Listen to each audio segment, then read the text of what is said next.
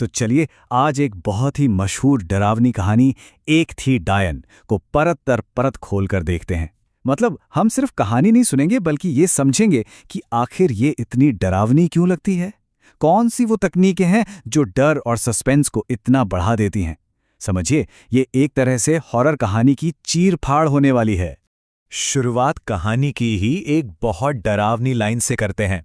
सोचिए, एक ऐसी जगह जो किसी मुर्दे की तरह बेजान और खौफनाक हो। बस इसी माहौल में हमें दाखिल होना है। अच्छा, तो इस कहानी की बनावट को समझने के लिए हमें सबसे पहले इसके प्रोलोग को देखना होगा। कहानी की शुरुआत ही एक भयानक घटना से होती है। मतलब हमारे मेन कैरेक्टर्स के सीन में आने से बहुत पहले ही बता दिया जाता है कि वो घर नॉर्मल नहीं है, उसमें कुछ बहुत बुरा है। देखिए, कहानी यहाँ बिल्कुल टाइम वेस्ट नहीं करती। पहली ही घटना से ये साफ हो जाता है कि यहाँ खेल जिंदगी और मौत का है। एक छोटा बच्चा और एक भयानक हंसी, बस इतना ही काफी है आगे की पूरी कहानी के लिए, एक खौफनाक माहौल सेट करने के लिए। तो वो भयानक घटना हो जाती है और फिर सीन बदलता है। कुछ महीने बाद एक नया परिवार उस घर में आता है और जाहिर है उन्हें उस घर के काले अतीत के बारे में कुछ भी नहीं पता। और बस यहीं से एक टिपिकल, जिसे कहते हैं ना, क्लासिक हॉरर कहानी का सेटअप वो शुरू हो जाता है। अब यहाँ एक बहुत ही इंटरेस्टिंग चीज होती है। परिवार तो बहुत खुश है अपने नए घर को लेकर, एक नई शुरुआत को लेकर, लेकिन उनकी पालतू बिल्ली स्वीटी वो बिल्कुल भी खुश नहीं है। वो घर को देखकर गुर्रा रही है। उसे कुछ ऐसा महसूस हो रहा है जो इंसानों को नहीं हो रहा। मतलब हमें जो कहानी सुन रहे हैं और उस बिल्ली को, दोनों को पता है कि खतरा है, लेकिन बेचारा परिवार वो अपनी ही दुनिया में मगन है। तो अब घर में माहौल बनना शुरू होता है और ये एकदम से नहीं होता। डर धीरे धीरे एक एक करके दस्तक देता है। कहानी बहुत चालाकी से घटनाओं को एक के बाद एक ऐसे रखती है कि टेंशन लगातार बढ़ता ही चला जाता है। तो देखिए चीजें कैसे आगे बढ़ती हैं। पहले बिल्ली का अजीब बर्ताव, फिर दरवाजे का खुलना, झूले का हिलना, और इन सब को मिताली की मां रागिनी उस बिल्ली से जोड़ देती है। उसे लगता है कि बिल्ली ही मनहूस है और यही कहानी का सबसे बड़ा टर्निंग पॉइंट है। परिवार का इकलौता प्रोटेक्टर, वो गार्डियन जो खतरे को भांप सकता था, उसे ही घर से निकाल दिया जाता है। अब वो परिवार पूरी तरह से अकेला और असुरक्षित है। अब इससे पहले कि हम आगे बढ़ें, ये समझना जरूरी है कि हम किस चीज का सामना कर रहे हैं। ये कोई भी ऐरा गैरा भूत नहीं है, ये एक डायन है। डायन मतलब दक्षिण एशियाई लोक कथाओं की एक बहुत शक्तिशाली और खतरनाक शक्ति, और इनकी सबसे बड़ी पहचान होती है इनके उल्टे पैर। तो इसका कॉन्टेक्स्ट समझना बहुत जरूरी है। तो घर का गार्डियन यानी बिल्ली अब जा चुकी है।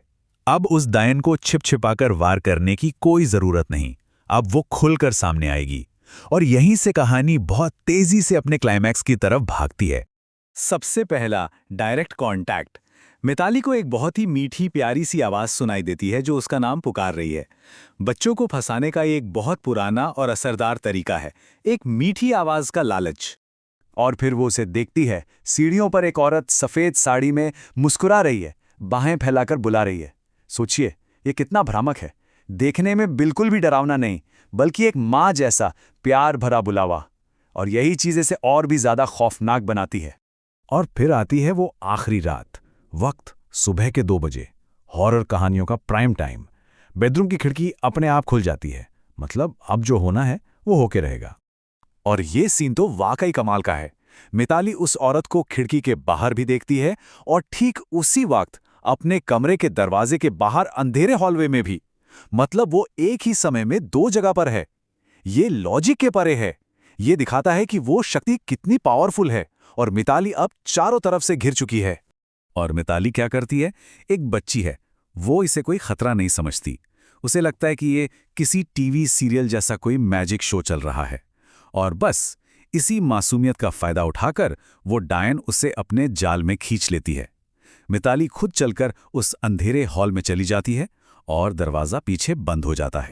और कहानी यहीं खत्म हो जाती है, एक जबरदस्त क्लिफ हैंगर पर। हमें नहीं पता कि मिताली के साथ क्या हुआ, लेकिन कहानी का मकसद शायद जवाब देना था ही नहीं।